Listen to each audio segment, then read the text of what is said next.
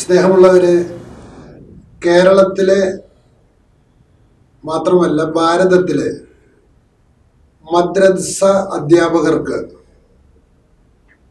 മതം പഠിപ്പിക്കുന്നവർക്ക് ക്ഷേമനിധി രൂപീകരിച്ച് സർക്കാർ സഹായത്തോടെ പെൻഷൻ കൊടുക്കുന്ന സംവിധാനത്തെക്കുറിച്ച് പല കോണുകളിൽ നിന്ന് വിമർശനം ഉയർന്നിരിക്കുകയാണ്.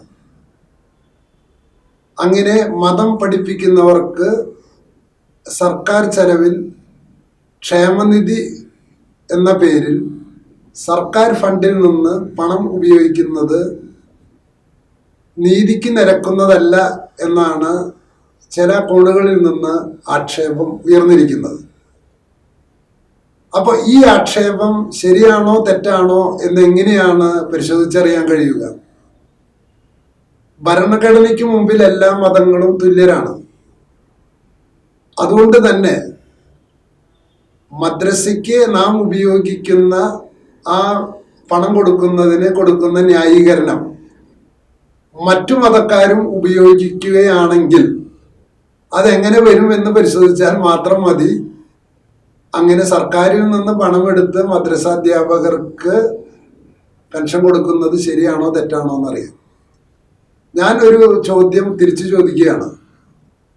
ഇപ്പോൾ RSS എന്ന് പറയുന്ന സംഘടന, അതിൻ്റെ പ്രഖ്യാപിത ലക്ഷ്യം രാഷ്ട്രീയ സ്വയം സേവക് എന്നാണ്, രാഷ്ട്രത്തെ സേവിക്കുക എന്നതാണ്. ആ നിർവചനം അനുസരിച്ച് അവരുടെ പ്രവൃത്തികളെ നമുക്ക് നിഷേധിക്കാൻ കഴിയില്ല. അപ്പൊ അവര് മതത്തിന് വേണ്ടിയിട്ടല്ല, അവർ രാഷ്ട്രത്തിന് വേണ്ടിയാണ് പ്രവർത്തിക്കുന്നത്. അപ്പൊ അവർക്ക് ട്രെയിനിങ് കൊടുക്കുന്ന ഗുരുക്കന്മാർക്ക് ഇന്ത്യയൊട്ടാകെയും ഒരു ക്ഷേമനിധി ബോർഡ് ഉണ്ടാക്കിയിട്ട് കേന്ദ്ര ഗവൺമെന്റിന്റെ ഫണ്ടിൽ നിന്ന് അവർക്ക് പെൻഷൻ കൊടുക്കാൻ ഒരു തീരുമാനം എടുക്കാം എന്ന് കേന്ദ്ര സർക്കാർ തീരുമാനിച്ചാൽ അതിനോട് എങ്ങനെയാണ് പൊതുസമൂഹം പ്രതികരിക്കുക? മറ്റു കേരളത്തിലെ കേരള കോൺഗ്രസോ കോൺഗ്രസ് പാർട്ടിയോ കമ്മ്യൂണിസ്റ്റ് പാർട്ടിയോ അത്തരം ഒരു നിലപാടിനോട് എങ്ങനെയാണ് പ്രതികരിക്കുക?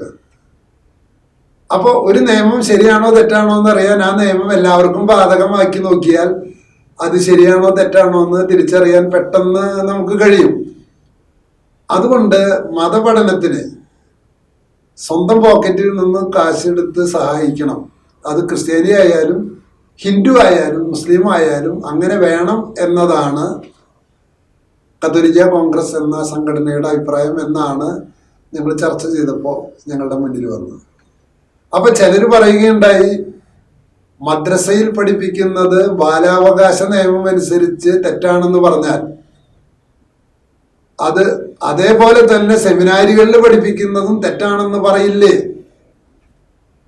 അപ്പൊ എനിക്ക് നിങ്ങളോട് പറയാനുള്ളത്, ഒരു വിഭാഗത്തിന്റെ കാര്യം പറയുമ്പോൾ ക്രിസ്തുമതമായിട്ട് കൂട്ടിക്കെട്ടേണ്ട ആവശ്യമില്ല. അതിന്റെ കാരണം ഇതാണ്: 18 വയസ്സ് കഴിയാത്ത ആരെയും സെമിനാരിയിൽ പഠിപ്പിക്കാനായിട്ട് സ്വീകരിക്കുന്നില്ല. അപ്പൊ 18 വയസ്സ് കഴിഞ്ഞാൽ അവനെ വിളിക്കുന്ന പേരാണ് സിറ്റിസൺ എന്ന്. അവന് സ്വന്തമായിട്ട് തീരുമാനം എടുക്കാം. അപ്പൊ വേറൊരാൾ ചോദിച്ചു, നിങ്ങളുടെ കാറ്റഗിസം ക്ലാസ്സിൽ നിങ്ങൾ 5 വയസ്സും 6 വയസ്സ് 7 വയസ്സായ കുട്ടീനെ പഠിപ്പിക്കുന്നുണ്ടല്ലോ. പ്രിയമുള്ളവരെ, ആ ക്ലാസ്സിലെ കുട്ടികളെ പഠിപ്പിക്കുന്നത് ആരാധനാ സ്വാതന്ത്ര്യത്തിന്റെ ഭാഗമായിട്ടാണ്. ആ കുട്ടിക്ക് വിശുദ്ധ കുർബാനയ്ക്ക് ചെല്ലുമ്പോൾ ആ വിശുദ്ധ കുർബാനയിൽ നടക്കുന്നത് എന്താണെന്ന് വിശദീകരിച്ചു കൊടുക്കാനുള്ള ഒരു അവസരമായിട്ടാണ് വിശ്വാസ പരിശീലനം എന്ന സംവിധാനം ആഗോള സഭയിൽ നടന്നുകൊണ്ടിരിക്കുന്നത്. അപ്പൊ അത് അപ്പന്റെ ചുമതലയാണത്. എന്തിനാണ് പള്ളിയിൽ പോകുന്നതെന്ന് കുട്ടിയോട് പറയേണ്ടത്. അതിന് പകരം അപ്പനെ സഹായിക്കാൻ ചിലരെ വെച്ചിരിക്കുന്നു എന്ന് മാത്രമുള്ളൂ. അതുകൊണ്ട് ഞങ്ങളുടെ ആരാധനയെ കുറിച്ചുള്ള വിശദീകരണം ഒഴിച്ച് വേറെ ഒന്നും അവിടെ കൊടുക്കുന്നില്ലേ.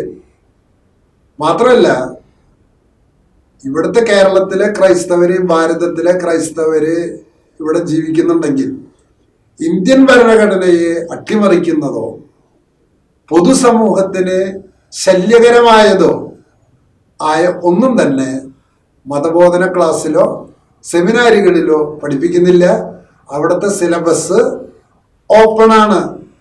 പൊതുസമൂഹത്തിന് കാണാവുന്ന വിധം എല്ലാവർക്കും ലഭ്യമായ പുസ്തകങ്ങളാണ് അവിടെ പഠിപ്പിക്കുന്നത്, അല്ലെങ്കിൽ പള്ളിയിൽ വൈദികര് പ്രസംഗം പറയുന്നത്. അപ്പൊ ശല്യമുണ്ടാക്കുന്നതോ പൊതുസമൂഹത്തിന് വിരുദ്ധമായതോ ആയ യാതൊന്നും ഞങ്ങൾ പഠിപ്പിക്കുന്നില്ല. ഇനി മുസ്ലിമുകൾ പഠിപ്പിക്കുന്നുണ്ടോ ഇല്ലയോ എന്ന് പരിശോധിക്കാനുള്ള ഉത്തരവാദിത്വം സഭ എന്ന നിലയിൽ ഞങ്ങൾക്കില്ല. അത് പൊതുസമൂഹത്തിൻ്റെയും രാഷ്ട്രത്തിൻ്റെയും കടമയാണ്. അതിൽ ഞങ്ങൾ ഇടപെടുന്നില്ല. അതുകൊണ്ട് സെമിനാരി പഠനവും മദ്രസ പഠനവും തമ്മിൽ താരതമ്യം ചെയ്യരുത്. കാരണം 18 വയസ്സ് കഴിയാത്ത ആരെയും സെമിനാരിയിലോ മഠങ്ങളിലോ ഞങ്ങൾ ചേർക്കാറില്ല. 2, വേദോപദേശം നടത്തുന്ന സ്ഥാപനങ്ങൾ വിശുദ്ധ കുർബാന ആരാധന എങ്ങനെയാണെന്ന് വിശദീകരിക്കുന്നതിനപ്പുറത്ത് മറ്റൊന്നുമില്ല. കൂടാതെ ഇന്ത്യൻ ഭരണഘടനയ്ക്ക് വിരുദ്ധമായതോ പൊതുസമൂഹത്തിന് ശല്യമുണ്ടാക്കുന്നതോ ആയ ഒന്നും തന്നെ ഞങ്ങൾ ചെയ്യാൻ ഉദ്ദേശിക്കുന്നില്ല.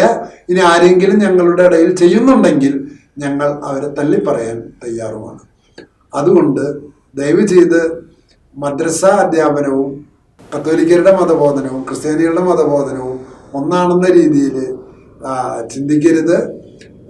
തീർച്ചയായിട്ടും അത് ഭരണഘടനാപരമായിട്ടുള്ള അവകാശത്തെ വിനിയോഗിക്കലാണ് എന്ന് മാത്രം പറഞ്ഞുകൊണ്ട് നിർത്തുന്നു. നന്ദി, നമസ്കാരം.